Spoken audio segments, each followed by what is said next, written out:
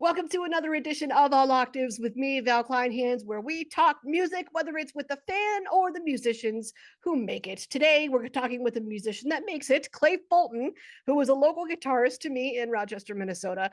You play as a solo act and member of Clay Fulton and the Lost 40. Clay, I'm glad you're here. You're a busy man, so thank you. Thank you for having me. Appreciate it. Well, let's start from the beginning. Do you remember the moment that you really latched on to music and said, yeah, this is what I want to do? Sorry, say that again one more time. Do you remember the first moment that you latched onto music and you were like, yeah, this is what I want to do? Oh, the moment. That's tough. Mom put a guitar in my hands when I was 5. Mm, So it was an early, I was pushed in that. I wouldn't say pushed, but like I was exposed to music at a young age. But I remember being like second or third grade playing on my guitar and like writing one of my very first songs and having that like, oh man, this is what I want to do kind of feeling. So I yeah. would say probably about then. That'd be my moment I would put it down to. I think it's that moment where you first realize that you can make sound from an instrument. You're like, wow, I did that and I want to do it again. Yep. Yeah, that was the first time I put like words with something and I was like, whoa, this is like what I'm listening to, and hey, I can do this. I can write songs. Yeah. So I read that you had been writing music while you were in college, but then you returned home to help run the family restaurant. Is that restaurant still around? All right, what was that? My computer keeps freezing up on me. I'm sorry. Oh, it's okay. It's I read that you've been writing music while you were in college, but you returned home to help run the family restaurant. Is that Mhm. restaurant still there? It is. It's still on South Broadway in Rochester, across from Soldiers Field Golf Course in the Broadway Soldiers Field Plaza. There, it's called Brothers Bar and Grill. Oh, cool. So how in the world did you balance music and running a restaurant? Because they're not Oh, easy. I didn't. And for the bulk of that time, I music was really on the back burner, which was a bummer. I mean, I listened to a lot of music and all that good stuff, but didn't get out to perform. And didn't find a lot of time to even jam with buddies and that kind of stuff. So I'm really happy to be back doing music all the time. Yeah. Well, you've mentioned a lot, that a lot of your music is centered around the ups and downs that are inevitable in life. Why do you think it is so important to make those ups and downs the focus of your music? Um, I think for me, it's just like I tend to write my frustrations or whatever it is down on paper. So that's just kind of how my songs kind of end up coming out. They kind of are my therapy. Mm. Not to say it can't be an extreme high either, but for me, it's usually something I need to get off my chest or something I got to move past or that was really emotional. And that's kind of what my tunes are for me. Yeah. Have you ever written a song about the restaurant business or the frustrations of like working in it? Because I'm telling you, I was a hostess at Outback Steakhouse. I was dining room at Panera Bread. I'm like, they didn't roll the silverware again. I need to write a song about this so that I can like get No, I this need to out. like need to channel like my inner John Prine and write some of like quirky restaurant song. I don't know if I if I have the ability or not to pull that off, but it sounds like some great subject matter. Talk to me about the differences between playing solo and playing in a band. There's are there any differences between the two? Because you do both. Oh yeah, there's plenty of differences. I mean, obviously the biggest part with the band is like it's got to be orchestrated to a certain point, and you got to Mm. have those rehearsals and you got to decide what songs you're going to play at these shows and that kind of stuff. Solo shows kind of afford me the ability to wing it a little bit, which can be really fun because you can walk into some really different scenarios with solo shows. Some stuff you're just like totally background noise. Sometimes you find yourself all of a sudden like in a listening room, and that can be really fun too. Just like getting into your emotions and maybe playing stuff you wouldn't touch with a full band. So you do Um, find that one is easier than the other, maybe. And well, I mean, yeah, I'd say it's definitely easier for me to go sit and pick on my acoustic guitar in front of a room of full of people than it is to get the Lost 40 out to a gig and ready to play. yeah, and your gig schedule is always packed. How do you keep track of your gig schedule? Because I feel like you tour everywhere. I keep 3 calendars Woo! and I and My I check my God. dates constantly because I am mortified of double booking myself. Have you ever Uh, done that? Maybe once, but I think I caught it way ahead of time. Oh, okay. Um, and I've only had a couple venues do this, but like I totally understand it bound to happen once in a while, people's busy schedules. But for me, yeah, it's a calendar on my phone, an online calendar I keep with the band, and then just a good old paper calendar in my notebook that I like to write things down so I can triple check myself. There's something about writing things down. I don't know I'm what, a like, list person. Yes, yes. yes. Even groceries. I'm like, no, I need the grocery Me list too. No, I live and before die by a list. we need it, because I don't want to be that Gertrude who's like trying to pick out and standing forever in front of the milk aisle. What kind of milk do I want? And then you're totally taking up somebody's space. I'm like, oh, I don't want to do that. I don't have the time for that. And I don't want to be that asshole. Like, I just want to get what That's I fair. need and keep it moving. But I love so that. it's true. I don't, there's something to it. Like, and people in Minnesota are a lot more nicer about that. I'm from Pittsburgh originally. Okay. So we have no bones about saying, what are you doing? Get out of my way.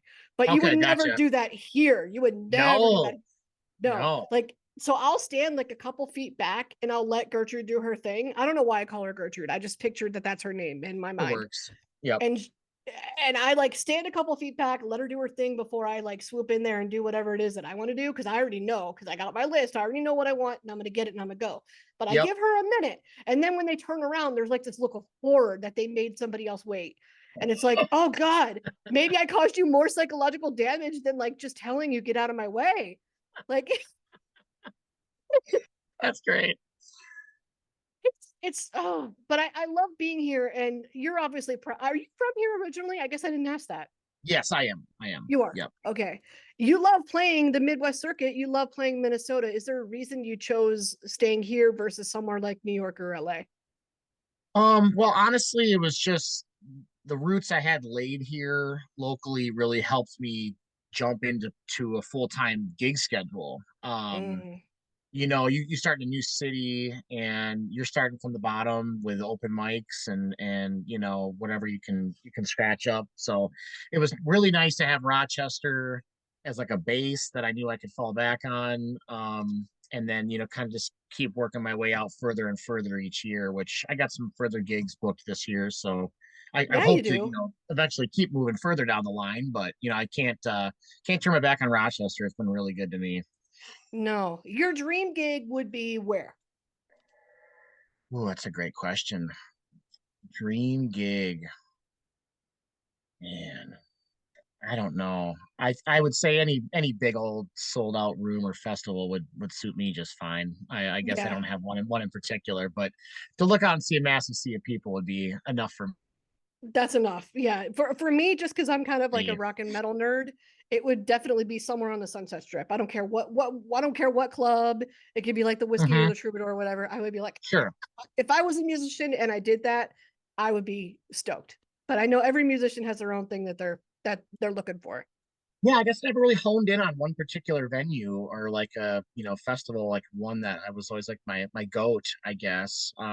As a punk rock kid growing up, CBGB's was always something Yeah. of lore. And so was the entry in First Avenue. So playing the entry this last year was a big deal for me. Because I Yeah. grew up hearing about the entry my whole life. So that was a really cool moment. Right. Well, just Prince or, that venue sort of, do you think it has an impact on a musician in Minnesota? Is that like the go-to? Is that the dream? I mean, it certainly felt like that to me. It's kind of mind blowing backstage there when you see all the people who've left their mark on that building. Um, Mm. so yeah, for me, yeah, it absolutely felt kind of special and different in that Yeah. Did you see anything cool in way. that green room? Because we all know about the stars on the side, but very few of us get to see like the actual green room in First Ave. Is there anything cool in Well, I guess the main room, I'm not sure. We were in the entry side, there? which Hmm. it's downstairs underneath the stage. Yeah, yeah. So it's got kind of this cool dungeness quality to it. And in venue form, it keeps the black paint all the way downstairs, and every band with a sticker is tagged that room a million times over. And um, yeah, it was a cool spot. I'm sure that room, if those walls could talk, they'd have some stories. I would love to hear them too. Yeah, me too. Yeah. So if you were able to offer advice to a young band who's just getting started and, they don't know what they're doing quite yet, they're just wanting to book gigs and they just want to get out there and begin that process. Mhm. What advice would you give to them? What would you say? Well, I think one thing that I've learned the last couple years is to never underestimate a room. I've been in rooms Mm, where it's been like a low turnout, or maybe you feel like the crowd's not even really digging you that much. And like you never know who's listening to you play music. And all it takes is one contact at one show for things to change, or completely turn the corner. And I pulled so many cool gigs and stuff out of just random little shows that I thought mm. no one was paying attention. And then, one person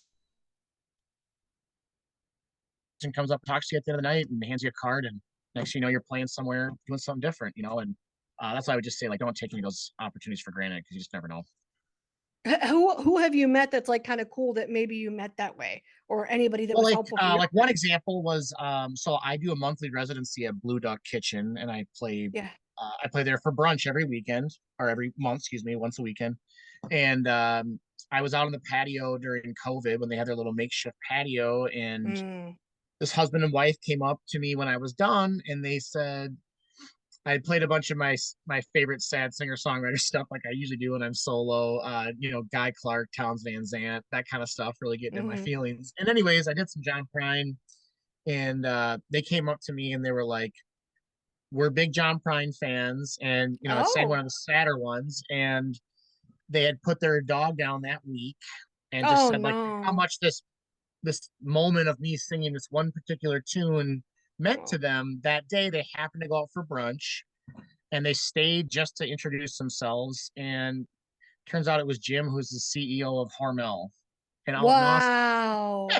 And the next thing I know, he's inviting me to come out and play at a private party for a bunch of execs that were flying in that summer at their private airstrip. And now I have like this random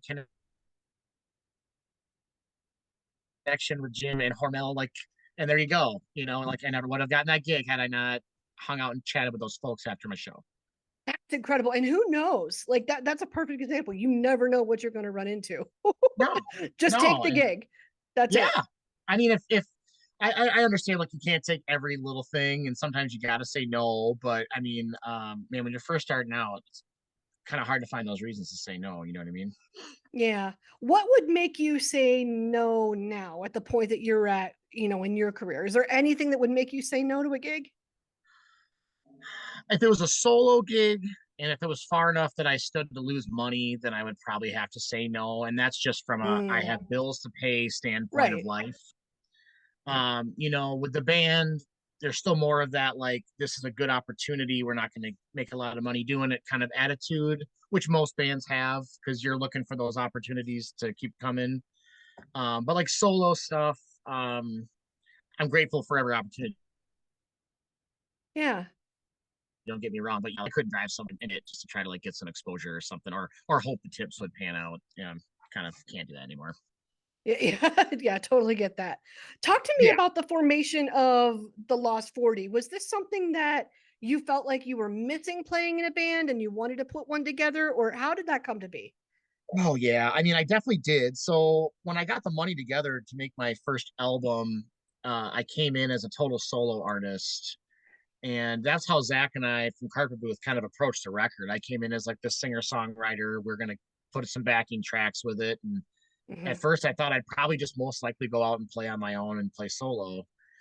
And like once I got into the recording process, and a couple of my buddies that were on the record, it just made me realize how much I would love to go out and do these songs with a full group, and how much fun Yeah. that is with a group coming together. So it kind of started that way. And my best friend Alan Palmer, the bass player in the Lost 40, I had asked him to do the tracking on the record. And then my friend Peter Locke, who is the keyboardist for the Lost 40, those guys were both initially hired as studio musicians to help me with the project. Oh, okay. So that was kind of how the nucleus started. I was like, those two guys, I was like, we should do something. So it started with us three, and then we kind of started figuring out the roster from there, and putting the band together. And then this last record was, the full lineup did all the tracking for the record. Yeah. So do you remember that initial conversation with those two about, hey, I think we've got something here and I think we should do something with this? How did that go? What was their reaction? Um, I remember it went well. I remember I talked to him individually. Like I said, I went the furthest back with Alan, the bass player, and him and I are really close and still are. So it really kind of started with one of those like I can't remember where me and Alan were. We were like driving home one night. We kind of had that like we could probably make Mm, this into something, but like for me it was like it needed to start with him and I needed to know that he was all in with me, you know. And once Alan said he was in, that just kind of lit the fire. And then Peter was my next phone call because I knew I wanted him to be my keyboard player. And so it was really exciting once I had those two guys. And it took a while to round up the rest of the lineup, but I was glad that yeah. we took our time and found the right people and musicians to fit as a group. What do you think made the members of the Lost 40 now? What do you think made them the right choice and the right fit and the right musicians for that? Well, that's tough. I think it helped that I was putting the band together in my early 30s instead of my early 20s. Ah, okay.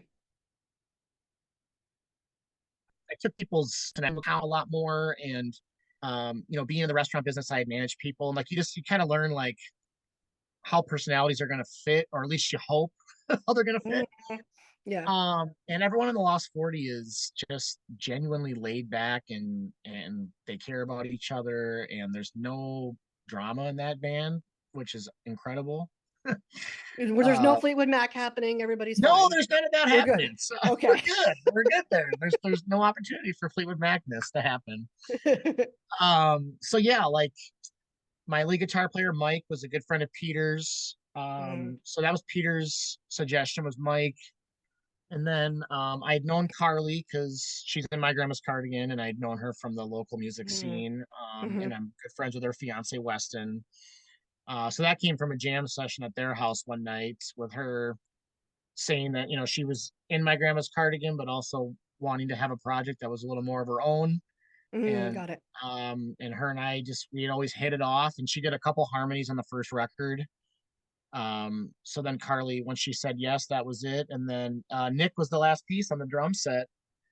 And Nick, I didn't really know that well. I knew him from Little Thistle Brewing Company, and I knew him from Loudmouth Brass Band and the Weathered Heads and some other stuff he had been in.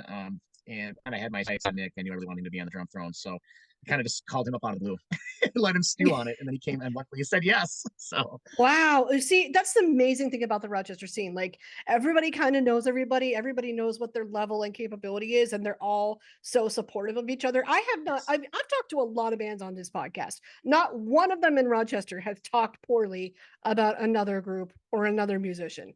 no, I don't think you'll hear him do it either. Yeah. How are you feeling about the Rochester scene today, or have you seen it change over time since you've been part of it? How are you feeling about the scene in general? Well, I think there's only good things to say about it right now. From the talent standpoint, there's so many good acts around town, and we're getting more and more places to play.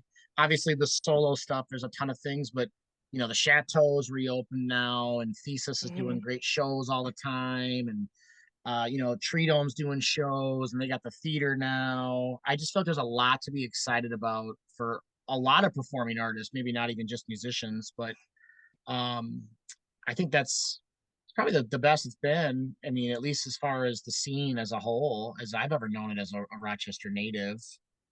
Yeah. Um, yeah, so yeah, I feel like it's a great music scene, and you nailed it. Everybody's super supportive and nice, and I kind of came out of nowhere and jumped into this, and I didn't get any pushback or bad feelings or nothing Yeah. like that. Everybody was nice and welcoming, happy that I was doing what I was doing. Yeah, that's so interesting because I've been here for 7 years come this Okay. July. And as soon as I got here, radio was what brought me here originally. And like as soon as the local bands knew that I had an interest in interacting with them and their music and trying to get them some radio play and get them some Hmm. exposure, as soon as I knew that, it was like boom, like somebody lit a match. And like Yeah. one was calling me, a second one, a third one, and this one was talking to this one, and they all wanted to not just help me with our project and kind of like getting the word out on local stuff, but just be a part of it and Yeah. then support me if I ever needed it in turn. And it was amazing because, coming from Pittsburgh, it's a little bit more it's a little bit more closed off. I mean, and a little bit more exclusive, I guess is Yeah. the word that I want to use. It's not impossible to get into the scene, but it's a little bit harder. Like it's not Yep. it's not as easy to break into No. it, or people are a little bit more, and that just might be Pittsburgh's mentality in general. Like people are a little bit more like little bit more standoffish, and it takes a minute to get to know somebody. But I once you think it's do harder that, to the big cities music scenes seem to be harder to get into in general. yeah, I mean, I don't know why Rochester's not like small, but yeah, I mean, it took me longer to get shows in St. Paul, Minneapolis. It took a really. lot of knocking on a lot of doors to get some gigs coming in from the cities. So yeah, I'm thankful for that. Rochester's inclusiveness is wonderful on that kind of note. Right. I feel like within that first year and a half that I was, working on that, I knew half the music scene. Like Sure, I within bet you did. Oh yeah, yeah, they're happy to share, right? they are. And it was like start with John Severs and then go out. Like that's usually, and he Oh my knows God, this because all roads lead to John Severs, they don't all they? do. They all do. And he knows this because I've given him crap for it before. But like I love.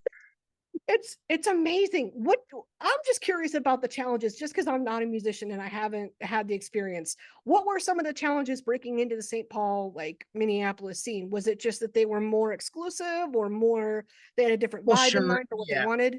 Well, I mean, obviously, like depends on what kind of show you're going after, but Mm, like a solo show, I was able to get some wrangled up, but like you're playing for like next to nothing, mm, or not getting any pay guaranteed at all, kind of thing, which you can go do that and kind of bust your way into some rooms. And if you do well, they might invite you back for a paid show. But like getting your band into places in the cities when no one knows you is really hard. mm. So for us, yeah, like from like our first year being together till now is like we put the time into like getting this basically your online resume is everything in music now. Got it. What do your streams look like? What's your Instagram look like? That kind of stuff. And like once I got a press kit put together and we played some decent shows and got to open for some headliners, then places in the cities were like, oh, okay, well, we can let you try something out sometime. We got a little more going on that way. But like I told some bands around here, I think the biggest thing that I could say is like just make friends. Bands from the cities want to come play in Rochester too. They want to They go hit the do. stage. They want to play Thesis. Right. And so that's what we did. And we've done some gig swapping with bands like Annie and the Bang Bang, or with Ruben, or with Faith Hmm. Boblet. And we just kind of try to do that and create our own network. Come on down, we'll get a show put together, and we go up and do a show with one of them. And that's the best thing I can do is network. But the cities is definitely a tougher nut to crack for sure. But there's a lot of Interesting. talent to draw from up there. Yeah. And maybe A that's why huge it's harder scene. too. There's Yeah, so I much think more so. to choose from. I think it's just the sheer numbers is what it boils down to. Yeah. Yeah, got it. So, and Yeah. your most recent work that you put out was Positive Numbers last Hmm. August. Can you Yeah. talk about that album for anybody that hasn't heard it yet? What's the sound? What are we getting when we put that on? Sure. So Positive Numbers is what we're calling kind of a full tilt roots rock record, with big drums, big guitars, but a lot of rock and blues, country influence on it. But if the listeners, if anyone's listened to my first album, to Positive Numbers, it's definitely a little kick up in tempo, and I would say overall Mm, rock and roll attitude. And I think that is more because of the cast that ended up being the band that is the Lost 40.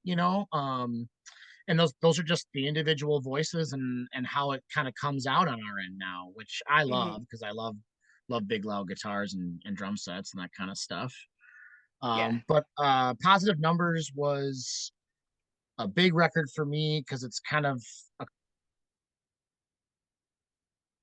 collection of songs about me kind of starting over in life and getting into this next phase, which is music. But it was emotional time for me, and a lot of songs came out of that time period. That's what makes the best stuff. The breakup record, or like the I've been through turmoil record, whatever. Like that's Yep, what makes the best stuff. I think so too. It really does. Yep. So what is next for you? What's next for the Lost 40? Any of it, all of it? What are you looking forward to? Well, so much. I got a crammed, busy schedule this summer and fall already. Lost 40s booked everywhere at least once a month now through October or November. We're looking forward to Midwest Music Festival in Winona just in a couple weeks. So that's kind of our next big show. We're stoked. We're playing the Eagles Club right in the middle of the night with our pals Faith Boblet and Ruben and Humbert's in that Oh, room closing out the night. love her. The Walking Beat will be there. They're a local group. They're going to be in the room with us that night too. So Midwest is super fun. We're stoked about that. We got to show up at Palmer's Bar with our friend Stardust at the end of June. That'll be a really fun romp too.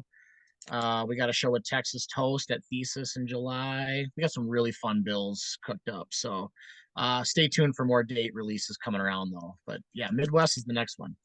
Yeah, and then stay connected on social media. That's where we can get any and all information, and the website too. But anything that Absolutely. comes out, cool. You know it. You know it. Well, Clay, thank you so much for your time. Thanks for giving us the goods. Thanks for your thoughts on gigs. I knew that if there was somebody I was going to ask about gigs and how to get them and the dynamics of them, you'd be the perfect person. So thanks for filling us Thank in you. on that. I appreciate it. No problem. Yeah.